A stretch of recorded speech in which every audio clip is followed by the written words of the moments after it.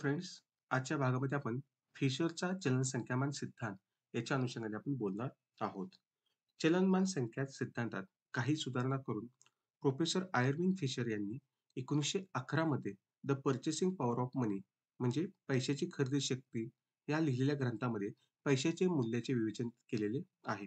या ग्रंथात त्यांनी पैशाचे विनिमय समीकरण या स्वरूपात मांडलेले आहे. या सिद्धांताने देणे-घेण्याचे सर्व व्यवहारात विचारात घेतल्यामुळे या सिद्धांताचा उल्लेख व्यवहार दृष्टिकोन समीकरण असा केला जातो. या सिद्धांताने व्यवहारात पैशाची किंमत कशी ठरते, हे स्पष्ट करण्याचा प्रयत्न केलेला आहे.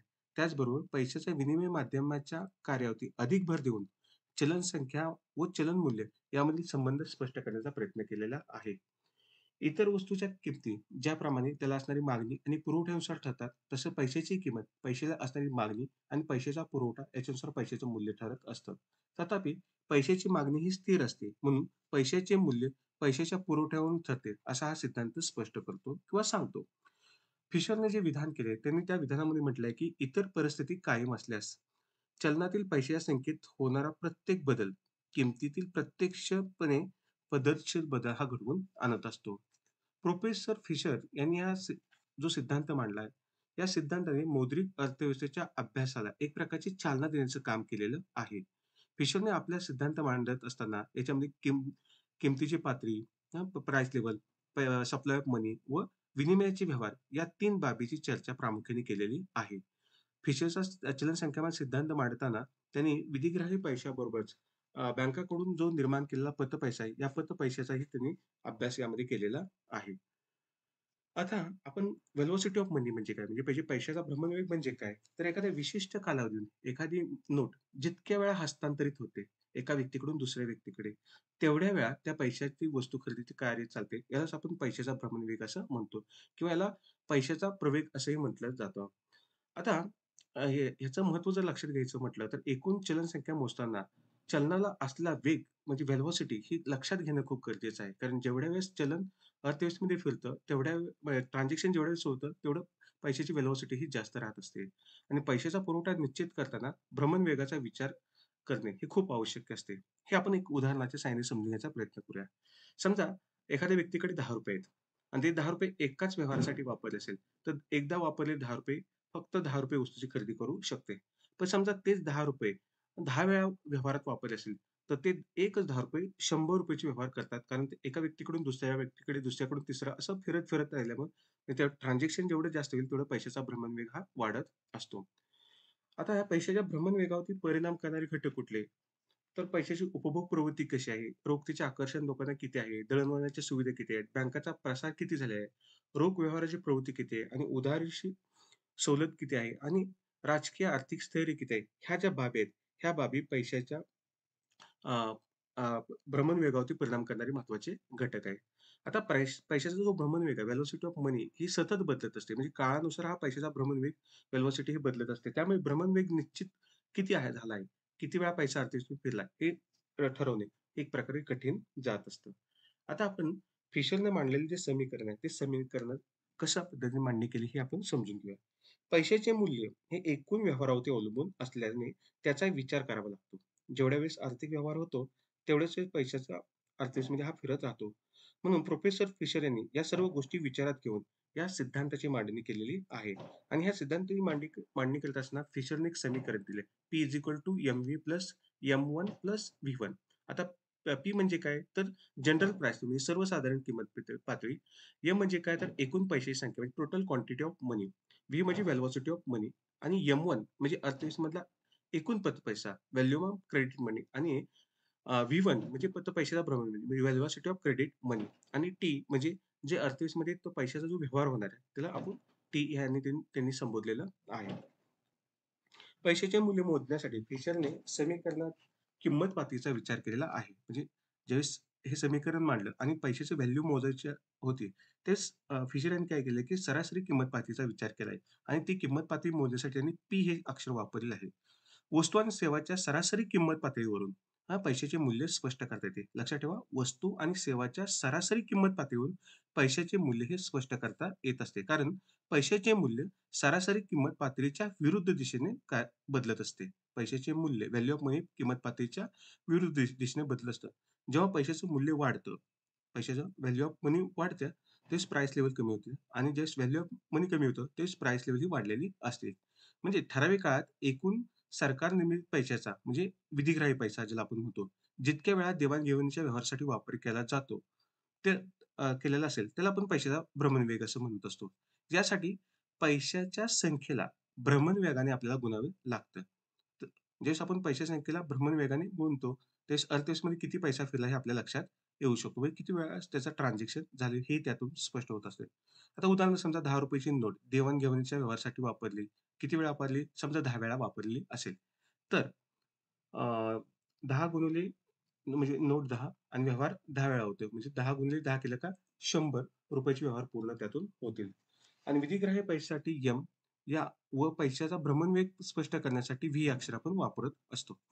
अर्थव्यवस्थेतील एकूण पैशाची संख्या स्पष्ट करण्यासाठी अर्थव्यवस्थेतील एकूण पैशाचे म्हणजे जो क्रेडिट मनी आहे, तो क्रेडिट मनी स्पष्ट करण्यासाठी एम-1 ही संकल्पना वापरली, जी मगाशी सांगितलं तुम्हाला आणि पैशाच्या चलनाचा वेग जो व्हेलॉसिटी ऑफ मनी स्पष्ट करण्यासाठी व्ही-1 ही संकल्पना वापरली गेलेली आहे. यावरून पैशाचा पुरवठा जर आपल्याला मोजायचा असेल, तर पैशाचा पुरवठा बरोबर एकूण विधिग्राह्य पैसा. एकूण विधिग्राह्य पैसा म्हणजे एम गुणिले पैशाचा भ्रमणवेग म्हणजे velocity of money V plus एकूण पतपैसा म्हणजे एम-1 म्हणजे व्हॉल्यूम ऑफ क्रेडिट मनी आणि गुणिले पैशाचा भ्रमणवेग म्हणजे व्हेलॉसिटी ऑफ क्रेडिट मनी म्हणजे व्ही-1 याचा आपण गुणाकार केला का आपल्याला अर्थव्यवस्थेमधील एकूण पैशाचा पुरवठा किती आहे ते समजू शकतं. म्हणजे P is equal to M V plus M one V one म्हणजे अर्थव्यवस्थेत एकूण खरेदी केल्या जाणाऱ्या आणि विक्री केल्या जाणाऱ्या वस्तू आणि सेवाची संख्या ही दाखवण्यासाठी काय केलं आपण टी वापरलेलं आहे. म्हणजे त्याच्या आधारे आपल्याला ट्रान्झॅक्शन किती झाले हे समजत असते. म्हणून एकूण व्यवहारावरून किंमत पातळी ही आपल्याला स्पष्ट करता येऊ शकते. म्हणजेच पैशाचा पुरवठा बरोबर किंमत पातळी गुणिले एकूण विनिमय व्यवहार. मग एकूण विनिमय व्यवहार म्हणजे कुठला? पी गुणिले टी यावरून फिशरचे समीकरण स्पष्ट करता येऊ शकते. म्हणजे ते कुठलं? P-T is equal to M V plus एम-1 आणि व्ही-1 म्हणजे एकूण विनिमय व्यवहाराची संख्या व पैशाचा भ्रमणवेग स्थिर आहे असे मानल्यास चलन संख्या आणि किंमत पातळी यातील प्रत्यक्ष आणि प्रमाणशीर संबंध स्पष्ट करून दाखवण्याचं काम हे फिशर यांनी केलेलं आहे. बघा लक्षात ठेवा. एकूण व्यवहाराची संख्या म्हणजे एकूण व्यवहाराची संख्या कुठलं? पी-टी जो एकूण व्यवहार संख्या जे होते, ते एकूण व्यवहार संख्या आणि पैसा भ्रमणवेग असे स्थिर आहे असं म्हटलं तर चलन संख्या आणि किंमत पातळी यांच्यातील प्रत्यक्ष आणि प्रमाणशीर संबंध स्पष्ट होतो असे फिशरनं सांगितलेले आहे. आता हे आपण काल्पनिक उदाहरणाच्या सहाय्याने जर समजून घ्यायचं म्हटलं, तर आपण ते समजून घेऊ शकतो. समजा अर्थव्यवस्थेमध्ये एकूण विधिग्राह्य पैसा म्हणजे यम हा किती आहे? ₹10,000 आहे आणि ठराविक काळात त्याच्या देवाण वेग म्हणजे व्हेलॉसिटी किती आहे? 5 आहे. म्हणजे 5 वेळा तो पैसा वापरल्यास पैशाचा भ्रमणवेग काय होईल? 5 होईल. तसेच बँका व इतर संस्थांनी ₹5,000 चे चलन म्हणजे एम एम एम-1 आणि पतपैशाचा भ्रमणवेग व्ही-1 असे झाले असं आपण समजूया. मग अशा अर्थव्यवस्थेमध्ये एकूण पैसा पुरवठा किती होईल? तर 10,000 म्हणजे एम, 5 व्हेलॉसिटी म्हणजे व्ही, 5,000 म्हणजे एम-1 आणि 5 व्हेलॉसिटी ऑफ क्रेडिट मनी. ह्याचा आपण सर्वांचा ह्या दोघांचा गुणाकार केला तर उत्तर किती येतं? 75,000 एवढं उत्तर येत आहे. अर्थव्यवस्थेत एकूण विनिमयाच्या व्यवहाराची संख्या समजा 15,000 इतक्या वेळेस व्यवहार झालेला असेल. तर सरासरी किंमत पातळी किती येऊ शकते? तर सरासरी किंमत पातळी काढायची असेल तर आपण टी म्हणजे सरासरी किंमत पातळी काढायची असेल ती 75 म्हणजे एकूण पैशाचा पुरवठा भागिले टी म्हणजे व्यवहाराची संख्या. ह्याने भाग दिला असता तर उत्तर येते ₹5 म्हणजे ₹5 इतकी काय राहील हो किंमत पातळी आपल्याला असलेली समजू शकते. इतर परिस्थितीत काही बदल न होता समजा फक्त पैशाची संख्या दुप्पट केली. म्हणजे जिथं 75,000 आलेलं आहे, ते दुप्पट केलं. त्याच्याऐवजी काय केलं 1,500 जर सॉरी 1,50,000 जर आपण केलं, तर सरासरी किंमत पातळी किती होईल? तर 1,50,000 भागिले काय केलं आपण 15,000 व्यवहाराची संख्या जर केली, तर पैशाची पातळी काय होईल? दुप्पट होईल. म्हणजे जर पैशाची संख्या दुप्पट केली, तर किंमत पातळी पण दुप्पट होते हे आपल्याला समजून येतं. म्हणजे जर आपण याचा सारांश किंवा निष्कर्ष काढायचा म्हटलं, तर पैशाची संख्या दुप्पट झाल्यास किंमत पातळी पण दुप्पट होऊन पैशाचे मूल्य काय होतं? निमपट होतं. बघा पैशाची संख्या दुप्पट झाली. तर किंमत पातळी दुप्पट होते. म्हणजे प्राइस लेव्हल दुप्पट झाली का व्हॅल्यू ऑफ मनी म्हणजे पैशाचं मूल्य काय होतं निमपट म्हणजे त्या निम्म होत असतं. फिशरने पैशाचे मूल्य हे पैशाच्या संख्येवरती अवलंबून असतं. अशा प्रकारचं प्रतिपादन केलेलं आहे. त्यामुळे सर्वसाधारण किंमत पातळी व पैशाची एकूण संख्या या दोन्हीतील संबंध स्पष्ट करण्यासाठी हे समीकरण हे उपयुक्त ठरते. आता आपण पैशाच्या चलन संख्यामान सिद्धांताची गृहीतके मांडू. म्हणजे हा सिद्धांत मांडण्यासाठी फिशरने काही गृहीत पकडलेत. ते कोणकोणते आहेत? त्याच्या अनुषंगाने आपण बोलूया. पहिलं आहे पूर्ण रोजगार. म्हणजे फिशरने चलन संख्यामान सिद्धांत मांडत असताना पूर्ण रोजगाराची परिस्थिती काय केली गृहीत धरलेली आहे. आणि पूर्ण रोजगाराच्या परिस्थितीच्या असतानाच हा सिद्धांत प्रत्याशित असं त्याचं मत आहे.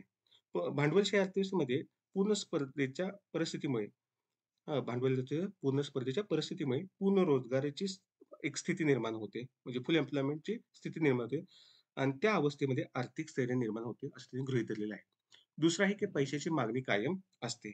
फिशरच्या समीकरणामध्ये आपण एम पाहिलं, तर एमचा अर्थ अर्थव्यवस्थेमध्ये पैशाचा पुरवठा असा आहे. त्यालाच आपण पैशाची मागणी असं पण म्हटलेलं आहे किंवा आपण त्याला पैशाची मागणी असे म्हणू शकतो. विनिमय व्यवहाराची संख्या स्थिर असेल, तर पैशाची मागणी कायम आहे असे समजले जात असते. तिसरा गृहीत आहे वस्तू विनिमयाचे प्रमाण कायम. पैशाचा वापर न करता अर्थव्यवस्थेमध्ये काही व्यवहार वस्तूच्या माध्यमातून केले जात असतील, तर त्याला आपण विनिमयाचे व्यवहार असं म्हणत असतो किंवा त्याला आपण वस्तू विनिमय असं म्हणत असतो. म्हणजे कुठल्या प्रकारचा पैसा हा देवाण-घेवाणीसाठी वापरायचा. एका वस्तूच्या बदल्यात दुसरी वस्तू देणे त्याला आपण वस्तू विनिमय असं म्हणत असतो. आणि अल्पकाळात वस्तू विनिमयाच्या प्रमाणामध्ये विनिमयाच्या प्रमाणात सहसा बदल होत नाही. जे व्यवहार स्थिर राहत असतात. दीर्घकाळामध्ये त्यामध्ये बदल होऊ शकतात. चौथा आहे की सर्वसाधारण किंमत पातळी क्रियाशून्य घटक आहे. फिशरच्या मध्ये सर्वसाधारण किंमत पातळी म्हणजे पी हा क्रियाशून्य घटक आहे. म्हणजे किंमत पातळी आपणहून स्वतः कधी बदलत नसते. तर किंमत पातळी बदलायची असेल, तर विनिमय जे समीकरण आपण मांडलेलं होतं, त्या इतर घटकामध्ये बदल जर झाला असेल, तर किंमत पातळीमध्ये बदल होत असतो. वैयक्तिकरित्या किंवा स्वतंत्रपणे किंमत पातळी स्वतः बदलत नाही. पुढचा 5वं गृहीत आहे, अल्प काळात एकूण व्यवहाराची संख्या स्थिर असते. अर्थव्यवस्थेमध्ये एकूण व्यवहाराची संख्या हा घटक स्वतंत्र असतो. तो पैशाची संख्या आणि विनिमय समीकरणातील इतर घटकावरती अवलंबून तो नसतो.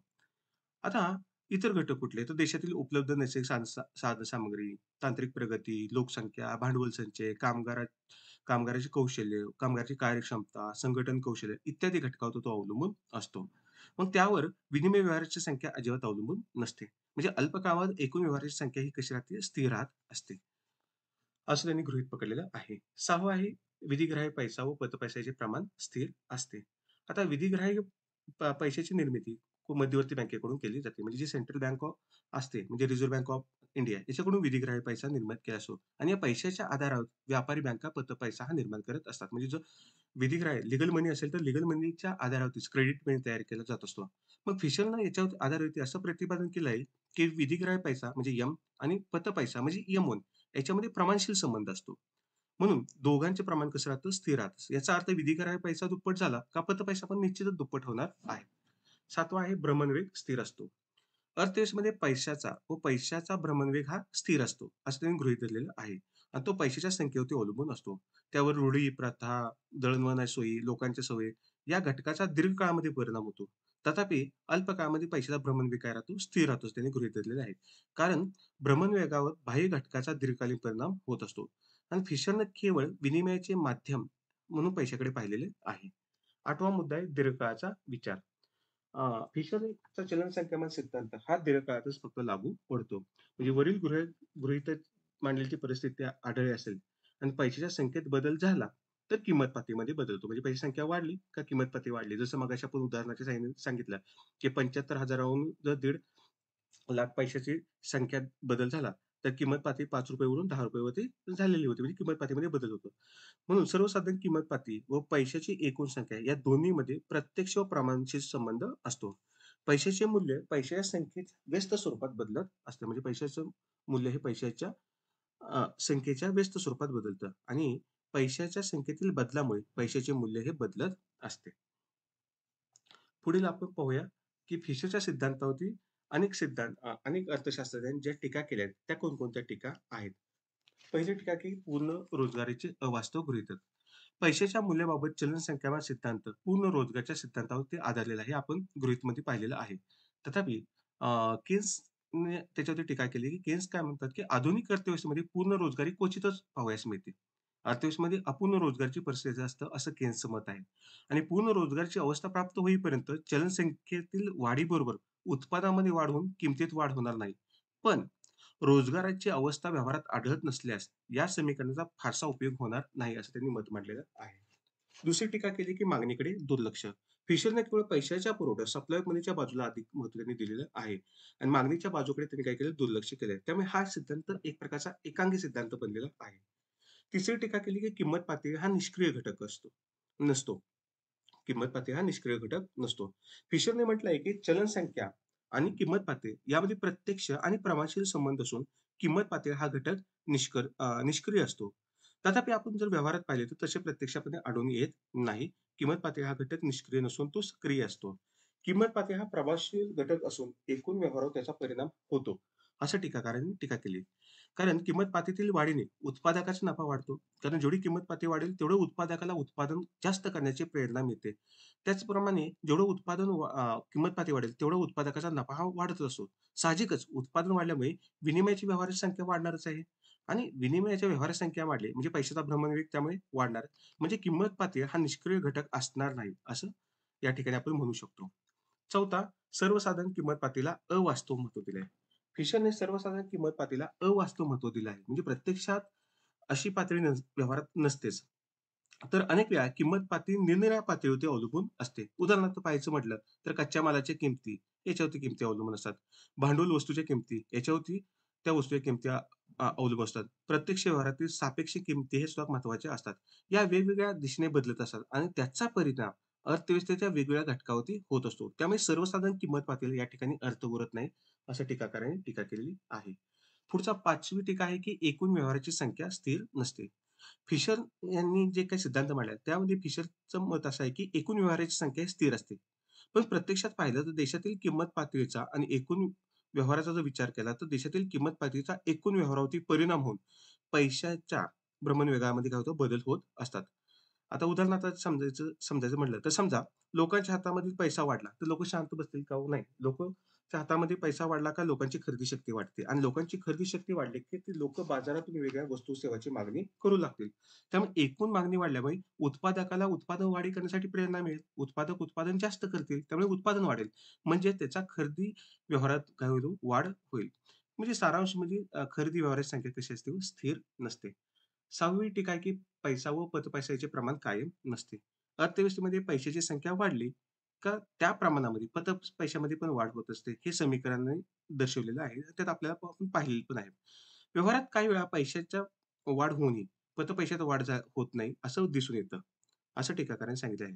तर पैसा ज्या प्रमाणामध्ये वाढतो, त्या प्रमाणामध्ये पैशाची वाढ होतेच असं नाही. पतपैसे त्या प्रमाणामध्ये त्या प्रोपोर्शनमध्ये वाढ होईल असं सांगता येत नाही. तर पतपैशाची निर्मिती ही देशातील आर्थिक उलाढालीची स्थिती कशी आहे, याच्यावरती अवलंबून असतं. म्हणजे अ, बँकातील प्राथमिक ठेवीचं प्रमाण किती आहे? कारण प्राथमिक ठेवीच्या आधारे दुय्यम ठेवी आणि मल्टिपल डिपॉझिट तयार होऊन क्रेडिट क्रिएशन होत असतं. त्याचप्रमाणे लोकांना बँकेच्या सवयी जास्त असतील. लोकं बँकेत पैसे ठेवत असेल तर पतनिर्मिती होईल. पण लोकांना कॅश हातात जवळ बाळगायची सवय असेल, तर पतनिर्मितीची मर्यादा पडतात. त्याचप्रमाणे मध्यवर्ती बँकेचं धोरण कशा प्रकारचं आहे? हां, म्हणजे क्रेडिट कॉन्ट्रॅक्शन होतंय का क्रेडिट एक्सपान्शन करतंय? ह्या बाबी सुद्धा पतनिर्मितीसाठी काय होतं निर्माण करण्यासाठी परिणाम करत असतात. म्हणजे हे घटक याच्यावरती काय होतं पतपैसा किंवा पतनिर्मिती अवलंबून असते. त्यामुळे पैसा आणि पतपैशाचे प्रमाण कायम असते. असे जे सिद्धांतात फिशर यांनी गृहीत धरले हे चुकीचं ठरतं. 7वा आहे की किंमत पातळी आणि पैशाच्या संख्येचा संबंध नसतो. किंमत पातळी व पैसे संख्या याचा संबंध स्पष्ट करण्याचा प्रयत्न फिशरने त्याच्या सिद्धांतामध्ये केलेला आहे. तर पैशाची संख्या वाढली का त्याच प्रमाणामध्ये पतपैशात आणि किंमत पातळीमध्ये वाढ होते. तसेच पैशाचे मूल्य व्यस्त प्रमाणामध्ये बदलतं. म्हणजे प्रत्यक्ष व्यवहारात घडतंच असं नाही. का जर उदाहरण पाहायचं म्हटलं तर जागतिक महामंदीच्या काळात अमेरिकन सरकारने अर्थव्यवस्था सावरण्यासाठी चलनवाढ केली होती. तर चलनवाढ करूनही त्या वस्तूच्या किमती वाढलेल्या नव्हत्या. पुढचा 9वा मुद्दा आहे किंमत पातळीवरती परिणाम करणाऱ्या इतर घटकांकडे दुर्लक्ष. आता किंमत पातळीवरती परिणाम करणारे घटक म्हणून एम म्हणजे जो विधिग्राह्य पैसा, व्ही व्हेलॉसिटी ऑफ मनी आणि टी ट्रान्झॅक्शन हे निर्देशित फिशरने केलेले आहे. पण प्रत्यक्षात किंमत पातळी ठरवणारे हे घटक काही अंतिम घटक नाहीत. तर केनेथ कुरियाना यांच्या मते, की ह्या घटकाबरोबर म्हणजे पैशाचा पुरवठा, व्हेलॉसिटी ऑफ मनी आणि ट्रान्झॅक्शन या घटकाबरोबरच राजकीय, तांत्रिक, संख्याशास्त्रीय व मानसिक घटकांचाही परिणाम हा काय होतो, किंमत पातळीवरती होत असतो. याकडे फिशरने दुर्लक्ष केलेलं आहे. 10वा मुद्दा आहे, की 10वी टीका पैशाच्या पुरवठ्यामध्ये विसंगती. फिशरने समीकरणात चलन संख्या हा घटक एका विशिष्ट कालावधीशी संबंधित आहे. म्हणजे एखाद्या पॉइंट ऑफ टाईमशी संबंधित त्यांनी घेतलेला आहे.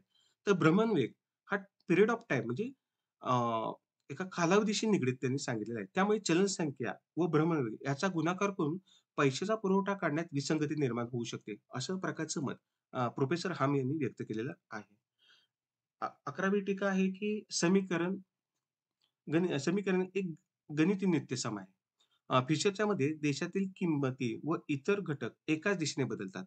म्हणजे देशाची किमती बदलल्या आणि ते घटक त्याच्यावरती परिणाम करण्यासाठी एका दिशेने बदलतात. तथापि या समीकरणावरून जे M-V plus M one व्ही-1 divided by हे जे समीकरण मांडले, या समीकरणावर कारण कोणते आणि परिणाम कोणता हा स्पष्ट होत नाही.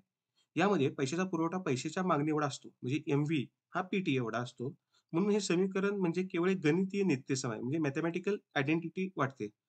वस्तू आणि सेवा खरेदी करण्यासाठी जेवढा पैसा खर्च केला जातो, तेवढा पैशाचा पुरवठा असतो. असे स्वयंसिद्ध विधान या समीकरणामध्ये केलेलंच आहे. यामध्ये किंमत पातळी व पैसा यासंबंधी विशेष असं काही सांगितलेलं नाही, असं टीकाकारांनी टीका केलेली आहे. 12वा आहे, की व्यापार चक्राचे स्पष्टीकरण अशक्य. फिशरच्या सिद्धांताच्या द्वारे आपल्याला जर ट्रेड सायकल व्यापार चक्राचं स्पष्टीकरण जर घ्यायचं असेल, तर हा सिद्धांत व्यापार चक्राचे स्पष्टीकरण करू शकत नाही.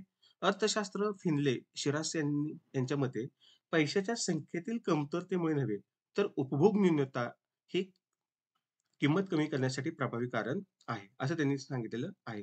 म्हणजे पैशाच्या संख्येतील कमतरतेमुळे नाही, तर उपभोग न्यूनता म्हणजे उपभोग कमी झाला, तर किंमत कमी होण्याचं कारण आहे.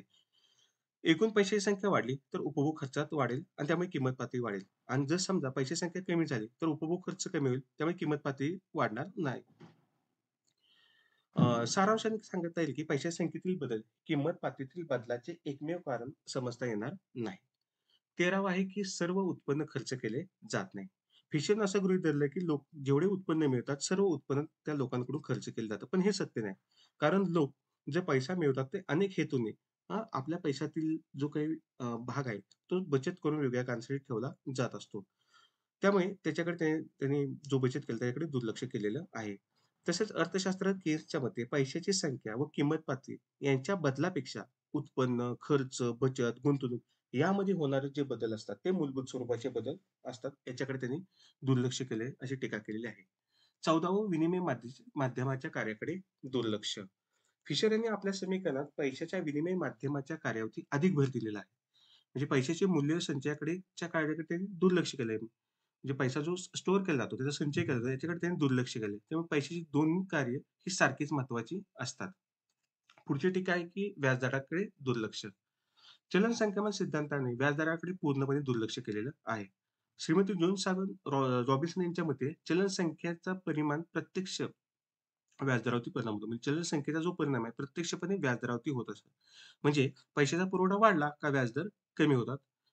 म्हणजे पैशाचा जेवढा सप्लाय पणी वाढेल, तेवढा व्याजदर कमी होतो आणि सप्लाय पणी कमी झाला आणि पैशाची मागणी जास्त असेल, तर व्याजदर वाढतात. त्याचा परिणाम म्हणून गुंतवणूक आणि उपभोग खर्च या दोहोंमध्ये काय होते, वाढ होते. त्यामुळे किंमत पातळी उंचावते. ज्या पैशाविषयक सिद्धांतात व्याजदराचा उल्लेख नाही, तो पैशाविषयक सिद्धांत होऊ शकत नाही. म्हणून फिशरने व्याजदराकडे दुर्लक्ष केलंय, अशा टीकाकारांनी टीका केलेली आहे. पुढचं 16वं टीका आहे, की स्थितीशील समीकरण. हे समीकरण स्टॅटिक आहे. म्हणजे प्रत्यक्षात अर्थव्यवस्था ही डायनॅमिक असते आणि हे समीकरण मांडले स्टॅटिस्टिक आहे स्थितीशील आहे. म्हणून गतिशील अर्थव्यवस्थेचं स्पष्टीकरण करायचं असेल, तर या स्थितीशील समीकरणाचा काही उपयोग होत नाही, असं टीकाकारांनी टीका केलेली आहे. 17वा आहे, की या सिद्धांतात नाविन्य नाही. म्हणजे या सिद्धांतात विशेष असं नवीन काही सांगितलेलं नाही, असं टीकाकारांनी टीका केलेली आहे. म्हणजे ज्याप्रमाणे वस्तूची मागणी कायम असताना पुरवठा वाढला का किंमत कमी होते, असे जे किंमत सर्वसाधारण जो सिद्धांत आहे तो सांगतो. तसेच या सिद्धांतामध्ये पैशाची किंमत कशी ठरते हे प्रतिपादन करण्याचा प्रयत्न केलेला आहे. फक्त इतर वस्तूऐवजी पैसा हा घटक या ठिकाणी किंवा पैसा ही वस्तूचा विचार या ठिकाणी केलेला आहे. त्यामुळे या सिद्धांतात नाविन्य असं काही नाही, असं टीकाकारांनी टीका केली आहे. 18वं सांगितलं की यांत्रिक स्वरूपाचे समीकरण. फिशरचे समीकरण अत्यंत यांत्रिकी स्वरूपाचे आहे, असं टीकाकारांनी टीका केली आहे. कारण ठराविक घटकाचे नियमन केल्यास किंमत पातळी नियंत्रित करता येते, असा सूर व्यक्त होतो. पण प्रत्यक्षात उपभोक्ते, संयोजक, बचत व गुंतवणुकीविषयी जे वेगवेगळे निर्णय घेत असतात, या मानवी घटकाच्या निर्णयाचा परिणाम हा किंमत पातळीवरती होत असतो. कारण की उपभोक्ते आणि संयोजक जे वेगवेगळ्या स्वरूपाचे निर्णय घेतात, ते निर्णय कशा स्वरूपाचे आहेत, हा महत्त्वाचा किंमत पातळीवर परिणाम करतो. याकडे फिशरने दुर्लक्ष केले असं टीकाकारांनी टीका केली आहे. 19वी टीका आहे की पैशाची खरी किंमत दर्शवत नाही. केंब्रिज अर्थशास्त्राच्या मते किती प्रमाणामध्ये रोख पैसा जवळ ठेवावं, असं व्यक्ती किंवा संस्थाला वाटते. यावरून किंमत पातळी ठरत असते. आणि प्रत्येक व्यक्ती किंवा संस्थाला आपल्याजवळ काही कॅश इन हँड पैसा जवळ ठेवावा अशी त्याची इच्छा असते. मग आणि केंब्रिज अर्थशास्त्रज्ञ म्हणतात, की पैशाचे खरे मूल्य म्हणजे खरेदी शक्ती होय. म्हणजे पैशाचं जर आपण रिअल व्हॅल्यू काढायची म्हटलं असेल, खरं मूल्य काढायचं, तर खरेदी शक्ती किती आहे हे पाहणं गरजेचं राहतं. त्यामुळे पैशाचे समीकरण, विनिमय समीकरण पैशाची व्यवहारात किंमत दाखवते. पण पैशाची खरी किंमत म्हणजे ट्रान्झॅक्शन व्हॅल्यू दाखवतं, पण पर्चेसिंग पॉवर हे दर्शवत नाही, अशी टीकाकारांनी टीका केलेली आहे. आणि 20वी टीका आहे, की दीर्घकाळाचा विचार. फिशरचा हा सिद्धांत दीर्घकाळाचा विचार करतो. पण गतिमान अर्थव्यवस्थेमध्ये फक्त दीर्घकाळ दृष्टिकोन विचारात घेणे योग्य नाही, ते अयोग्य आहे. केन्सनं असं म्हणतात, की अल्पकालीन दृष्टिकोन हा कोणत्याही अर्थव्यवस्थेमध्ये महत्त्वाचा ठरतो. कारण दीर्घकाळामध्ये आपण असो नसो, जिवंत असो किंवा नसो. म्हणजे काही वेळेस आपण दीर्घकाळ जिवंतही नसू. त्यामुळे दीर्घकाळाचा विचार पेक्षा अल्पकाळाचा विचार विचारात घेणे गरजेचं आहे, असं त्यांनी सांगितलेलं आहे. पुढील घटक आहे तो सिद्धांताचे महत्त्व. ज्यावेळेस आपण फिशरच्या क्वांटिटी थिअरी ऑफ मनी मांडतो, त्यावेळेस या सिद्धांताचे काही महत्त्व आहे. या सिद्धांतावर बरीच जर टीका झाली असेल, कठोर टीका झाली असेल, तर तो हा सिद्धांत टाकाऊ ठरत म्हणतात किंवा त्याला आपण टाकाऊ तो म्हणता येणार नाही. कारण युद्ध काळामध्ये जगातील विविध देशातील जी किंमत पातळी वाढण्याची जी प्रवृत्ती दिसून आली, त्याचे प्रमुख कारण म्हणजे त्या राष्ट्रामध्ये, त्या राष्ट्रामध्ये झालेली चलनवाढ. चलनवाढ जी झाली, त्यामुळे त्याच्या किंमत पातळीवर परिणाम झाला होता. तेव्हा किंमत नियंत्रणासाठी पैशाच्या संख्येवरती नियंत्रण ठेवणे हे आवश्यक आहे. हे या सिद्धांताने महत्त्वाचं दाखवून दिलेलं आहे. सध्या चलन नियंत्रणासाठी जे रिझर्व्ह बँक ऑफ इंडियाकडून किंवा म्हणजे मध्यवर्ती बँकांकडून बँक रेट, त्याचप्रमाणे सरकारी कर्ज रोख्याची विक्री म्हणजे ओपन मार्केट ऑपरेशन इत्यादी साधनाचा वापर हा केला जात असतो. तसेच किंमत वाढ रोखण्यासाठी चलनवाढ कमी करणे गरजेचे असते. हे विधान अद्यापही मान्य करावे लागते. या सिद्धांताने फिशरने एका नव्या युगाचा प्रारंभ केलाय. यामुळे इतर अर्थशास्त्रज्ञांच्या विचाराला गती देण्याचं काम ह्या सिद्धांताने केलेलं आहे. या सिद्धांतात समग्री अर्थशास्त्राचा नमुना आपल्याला पाहावयास मिळत असतो. लॉर्ड केसने या सिद्धांतावर टीका केली असली, तर चलनविषयक मीमांसाच्या प्रगतीमध्ये या सिद्धांताने मोलाची भर घातलेली आहे. आणि अलीकडेच मिल्टन फ्रीडमनने या सिद्धांताचे समर्थन केलेले आहे. या सिद्धांताचे समर्थन करण्यासाठी भरपूर ऐतिहासिक पुरावा उपलब्ध आहेत. 19व्या शतकामध्ये जगातील अनेक देशांनी सुवर्णमान चलन पद्धती अस्तित्वात होती. तेव्हा जेव्हा ऑस्ट्रेलिया व अमेरिकेतील सोन्याच्या खाणीच्या शोधाने सोन्याचा पुरवठा वाढला, तेव्हा किंमत पातळीत वाढ झाल्याचे दिसून येते. अर्थात अद्यापही किंमत पातळीवरती परिणाम करणाऱ्या महत्त्वाच्या घटकांपैकी चलन संख्या हा एक महत्त्वाचा घटक आहे. एवढेच नव्हे तर तुटीचं अर्थवर्ण असेल किंवा उद्योगाचा विकास, देशात योग्य प्रकारे आर्थिक नियोजन करण्यासाठी चलन धोरण इत्यादी हे एक महत्त्वाचे साधन आहे. जर आपण ह्याचा निष्कर्ष काढायचं म्हटलं पूर्ण सिद्धांताचा किंवा सारांश स्वरूपात मांडायचं म्हटलं, तर आधुनिक अर्थशास्त्रात चलनविषयक धोरणाचे विश्लेषण करताना फिशरच्या सिद्धांताला फारसे महत्त्व दिले जात नाही. तथापि, आजही तो व्यावहारिकदृष्ट्या महत्त्वाचा आहे.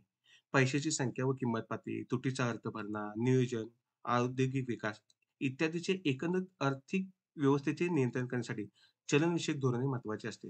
त्यासाठी चलन संख्यामान सिद्धांत हा एक प्रकारचा मार्गदर्शक ठरतो. सरकारच्या चलनवाढीचा हा सिद्धांत धोक्याची जाणीव करून देतो. सरकारने योजनेसाठी लागणारा खर्च चलनवाढीने भागवला आणि उत्पादनामध्ये वाढ झाली नाही, तर प्रचंड भाववाढ होते. हे सत्य या सिद्धांताने प्रत्ययास येऊ शकते. म्हणूनच या सिद्धांताला अर्थशास्त्राच्या इतिहास महत्त्वाचे स्थान प्राप्त झालेले आहे. धन्यवाद.